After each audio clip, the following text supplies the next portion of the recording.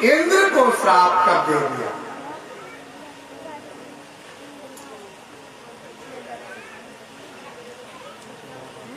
इंद्र को श्राप कर दे दिया।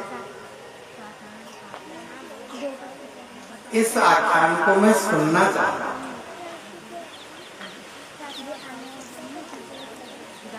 भगवान विष्णु कथावाचक हैं और नारद जी श्रोता है। कथा हो रही है। भगवान नारायण से नारद जी ने प्रश्न कर दिया है कि किस कारण से दुर्वासा जी ने इंद्र को श्राप दे दिया।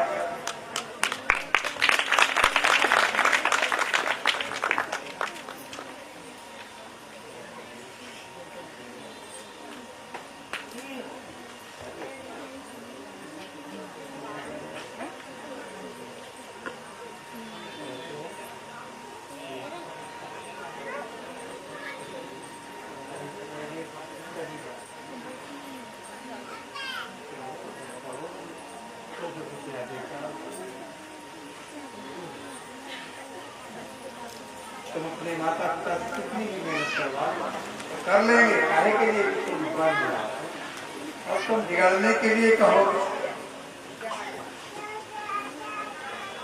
कैकेयी जी ने भी राम से कहा था राम बन जाओ।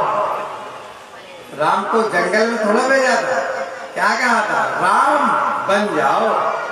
कौन माँ चाहती है अपने बेटे से कोई कहती है कि बिगड़ जाए? झूठ मूठ आप लोग लगा रहे हैं कि कैकेयी ने कही। राम से तो इतना ही केवल कहा था माता ने कि बेटा बन जाओ। राम जी ने कहा भैया मुझे बनने में समय कितना लगेगा? बोले बस 14 वर्ष में तुम बन जाओगे। अरे भैया और थोड़ा लंबा समय देती तो मैं अच्छी तरह से बनता। बोले नहीं नहीं नहीं, बस 14 वर्ष में ही तुम बन जाओगे। तो राम जी जब 14 वर्ष में बन गए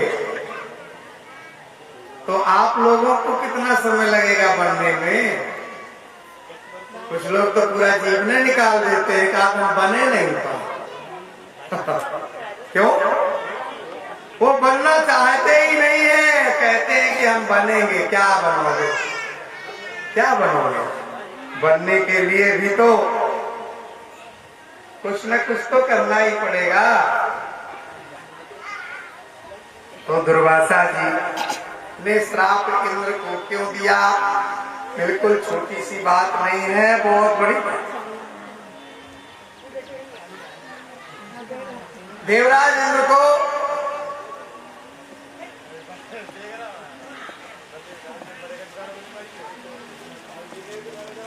ऐरावत पर बैठा हुआ देख करके दुर्वासा जी ने देखा कि देखो ये राजा मेरा सम्मान करता है कि नहीं करता है।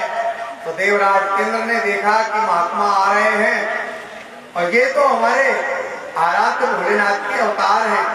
भले ये मृतलोक में उत्पन्न हुए हैं तो क्या हुआ, हमें तो इनका सम्मान करना चाहिए। तो देवराज इंद्र अपने ऐरावत से उतर गए। उतर करके और प्रणाम किया तो महामुनि ने उनको काहे के पारिजात के पुष्पों की माला पहना दी और जैसे ही चले बस यहीं पर चलने में ही क्या हो गया,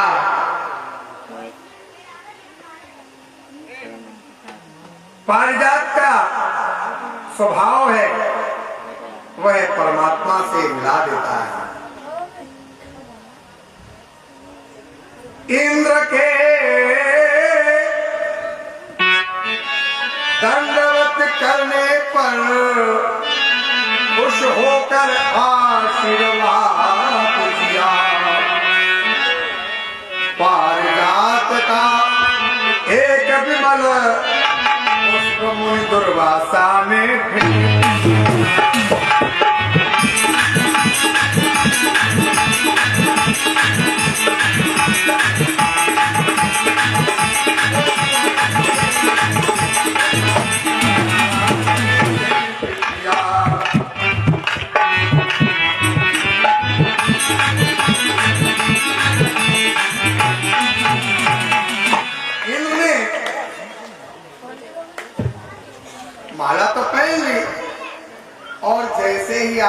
पहले तो उन्होंने माला निकाली और तब तक वो हाथ से छूट गई या छोड़ दी, वो नीचे गिरी और जैसे ही वो गिरी तो ऐरावत के मस्तक से होकर के और पृथ्वी पर गिर गई। ऐरावत के पैरों के पास आ गई और वह माला ऐरावत के भारी भरकम बड़े बड़े पैरों के पड़ने से धूल मिल गई।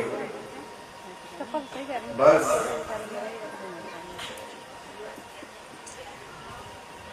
विलक्षणता होती है जीव की, वो अपने आप को तो समझना दूर, अपने को नहीं खोज पाया लेकिन दूसरों को खोजने में लगा रहता है, इसीलिए वो अपने को खोज नहीं पाता, दूसरा कहां से खोजा जा सकेगा। अपनी बुराई दिखती नहीं है और दूसरों की बुराई दिखती है, तो ऐसे जीव तो संसार में बहुत है जिनको दूसरे बुरे मिल जाते हैं लेकिन खुद बुरा ये कभी दिखता ही नहीं कि हम भी बुरे हैं। ऐरावत का जो पुष्प स्पर्श था तो पारिजात के पुष्प के स्पर्श से जब देवता द्रवित हो जाता है तो फिर कौन ऐसा है संसार में जो विफल नहीं होगा। पुष्प का स्पर्श हुआ, ऐरावत मचला और वो तो जंगल में चला गया, लेकिन उस पुष्प का तिरस्कार इंद्र ने ही तो किया। इसे देखकर दुर्वासा कहने लगे, जो मानव सौभाग्य से प्राप्त भगवान विष्णु के नैवेद्य का त्याग करता है वह स्त्री बुद्धि और राज्य से वंचित हो जाता है। धर्म कहता है कि मनुष्य का जीवन मिला, इसमें मनुष्य बन करके रहो। क्या बनकर रहो? मनुष्य। अगर मानव हो तो मानव बन के रहो, नहीं तो दानव बनने में देरी नहीं लगेगी। और जो भगवान कहते हैं सब मम प्रिय सब मम उपजाए, मैंने ही सबको बनाया है, तो हम आप भी भगवान की कृपा पात्र ही तो हैं। कृपा ही तो है जो हम आप पृथ्वी पर प्रभु की कृपा से ही तो आए हैं। बड़े भाग मानस तन पावा, सुर दुर्लभ सदग्रंथ गावा। सदग्रंथों में गाया गया कि जो एक बार मनुष्य बन जाता है उसे अवश्य ही भगवान विष्णु अपने गोलोक धाम में बुलाते हैं। क्यों बुलाते हैं? बोले अगर इन्होंने धोखे से भी कहीं भागवत का, देवी भागवत का भंडारा पा लिया होगा तो बोले इनके मुंह से ओम तो निकला होगा, जय माता की तो निकला होगा, राम राम भैया तो निकला होगा। इसलिए बुलाते हैं कि वहां जाने पर जो लोग तीर्थ में जाते हैं उन्हें भी बहुत पुण्य मिलता है, और बोले गुरु के पास जाते हैं उन्हें भी बहुत पुण्य मिलता है, और जो कथा सुनने जाते हैं उन्हें भी बहुत पुण्य मिलता है।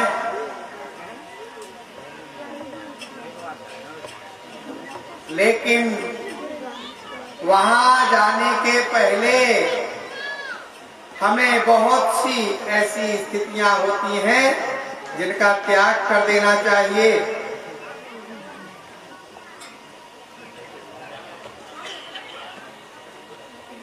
त्यागना चाहिए, नहीं त्याग रही है। सिंहासन मिल गया इसलिए सिर उठा उठा करके देख रही है। हाँ हाँ, बहुत अच्छा।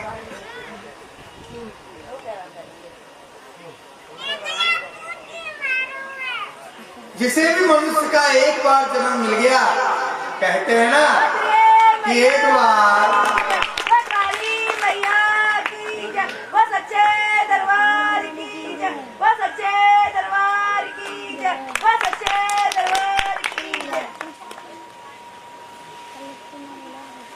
2:45 बज चुका है।